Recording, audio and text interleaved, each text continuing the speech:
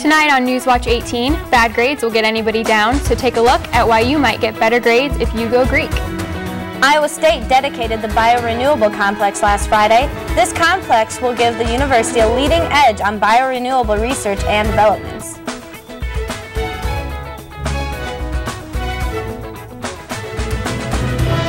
It will be ready next fall, but it's tough to make progress on construction these days. See how one campus construction project is being affected by the weather. It's all coming up tonight on Newswatch.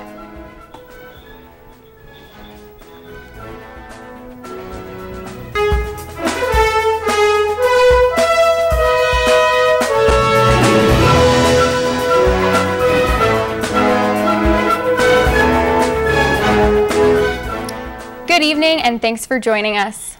About 10% of undergrads at ISU are involved in the Greek system. That's about 2,000 people.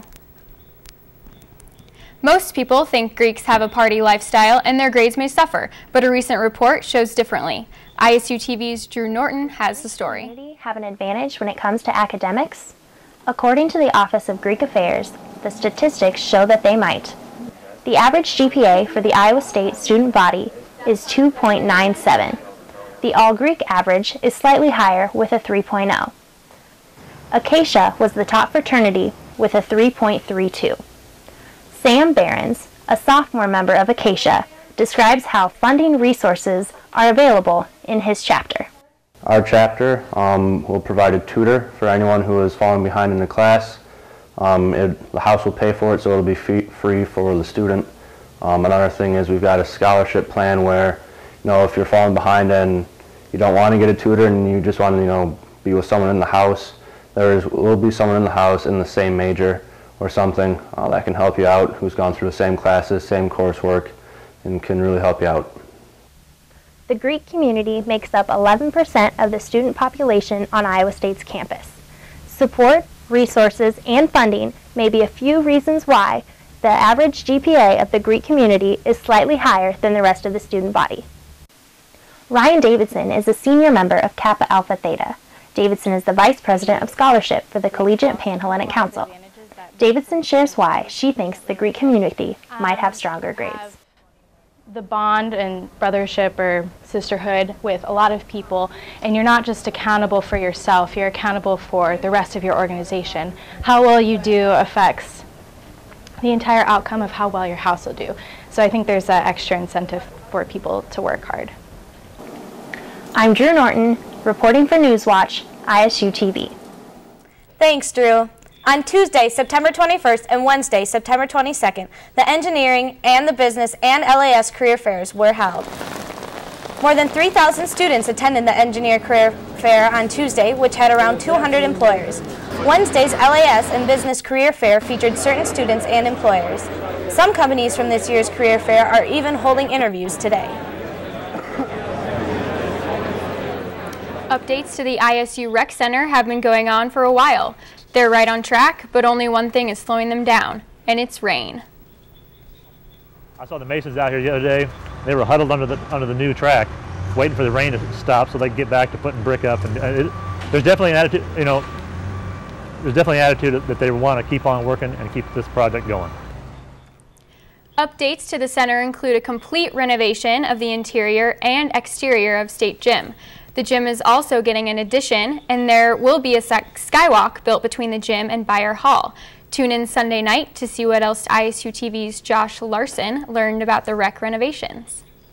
Many students know Iowa State is a powerful research institution, but with new buildings popping up around campus, Chris Cuellar and David Durang take us through one of these new structures built to put ISU on the cutting edge. The west side of Iowa State's campus will feature a new fixture as the Biorenewables Research Laboratory was opened and dedicated Friday, September 17th. This is a very special day for Iowa State University and for the state of Iowa, as we officially dedicate the centerpiece of this initiative, one that is so very important for Iowa's future, this beautiful new Biorenewables Research Laboratory. The laboratory features 4 floors built around ISU's plan to lead the way in green technology and biorenewables research, and is home to offices for the Bioeconomy Institute, the Biobase Industry Center, and the NSF Engineering Research Center. The Great Hall, as students walk into the laboratory, features student art. And the exterior is landscaped with native wildflowers that don't require maintenance. The laboratory features interactive seating and learning areas that feature a great view of the east side of campus. Wei-Hu Deng is a research scientist in the laboratory, currently working for CSET. Here is a research center, and at the same time here is also an educational center. So we hope Iowa State students from other departments, not for science, not from chemical engineering, can come here to visit us. We will be more than happy to introduce the project facilities and also a lot of things to them. Expansion is in the work for the complex, with this lab serving as phase 1. In the future, we plan to add 2 more buildings to this area to further expand our biorenewables research and to house our world-class Department of Agriculture and Biosystems Engineering. One of those buildings will sit right where we are today, and the other one will be back in the green space back behind the building, with a beautiful atrium connecting the 3 so that you will really think it's really one large building, but with 3 components. Iowa's Lieutenant Governor Patty Judge was at the event, praising ISU's efforts to lead the way in biorenewable research. We're committed. Chad and I are committed. We know you are committed. I'm very pleased to hear that this is the first phase, and we are eager to be part of the completion of the project. Again, thank you very much to all of you, and good going. For iState News, I'm Chris Cuellar with David Durong. Some of the research being conducted in the new lab includes fuel production, climate change, and the production of industrial chemicals. And all right, Rachel, it's been pretty wet these last few days. What can you tell us about what's coming up? Well, unfortunately, it looks like those showers are going to continue throughout the evening, but we are going to see a break from that tomorrow, and it's going to start feeling a lot like fall, which we actually are in fall right now, so it's to be expected. But it looks like we are going to see another chance of rain on Saturday, so if you're headed out to the game or tailgating, I would prepare for a pretty wet one out there. We'll take a look at the Iowa forecast for the rest of the week. Currently, we're sitting at 72 degrees. We are seeing a few showers pass through, and we are going to see a few heavier showers push through within the next hour or so. Low temperatures today, very mild around the area, 72 down in Des Moines, 68 up in Mason City, a little cooler off to the west here, 61 in Mason City. And the high temperatures today, it did feel like kind of a summer day despite the rain. 80 degrees down in Des Moines, 74 up in Mason City, and 79 in Waterloo. And looking at the entire state here, or temperatures right now, 73 in Marshalltown, 72 in Ankeny, and 72 up in Fort Dodge. So we are seeing a little bit of cool down with that rain passing through the area.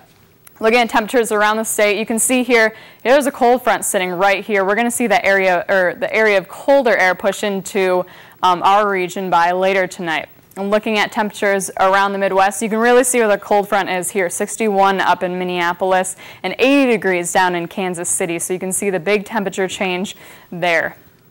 And looking at National Next Red Radar, there's that big system pushing through our area right now. We're actually seeing a little bit of a break, but there is that line of storms there that's going to move eastward here into Ames as the night goes on. And forecast winds, there's that cold front pushing through, and behind that there's actually a nice area of high pressure. That's going to move in for tomorrow, but unfortunately it's only going to stick around for the day or so, so I wouldn't put those umbrellas away quite yet. Forecast temperatures around 52 for the low here in Ames, and only up to the mid to upper 60s for tomorrow, 66 here in Ames, a little bit cooler up to the north, Rochester at 62 degrees. And looking at the forecast for tonight, rain early, those will push out by later tonight, 53 degrees, and headed into tomorrow. We are going to see temperatures very fall-like for tomorrow and breezy. Winds out of the northwest, that's going to give us cooler temperatures tomorrow, 65 degrees. And looking at your week ahead here, 66 for the game day, and it looks like we're going to see nice weather by early next week. Do you want to help keep campus healthy this flu season? Teelan pharmacist Greg Yakel explains why more flu shots lead to a healthier campus. The issue is if enough people can be exposed to these particular viruses, there are 3 of them, including H1N1 this year, that if we have enough people that have protection, that will cut down on a lot of colds, a lot of flu. If you missed this week's flu shots, don't worry. Teelan will hold more flu clinics in the UDCC on Wednesday, September 29th and Thursday, September 30th from 10 a.m. to 4 p.m., as well as Saturday in October at the Teelan Student Health Center from 9 a.m. to 11:30 a.m. The cost for the shots is $20 for injections and $25 for the nasal mist and can be charged directly to your U-bill. Big plans this weekend and running low on supplies? Students to Students leader Ian Jering says that his organization will keep you stocked up. Free Condom Wednesday, we provide free latex condoms, latex dams, and flavored latex condoms. And we also have Avoid the Stork condoms too, as well, and flavored lubricant.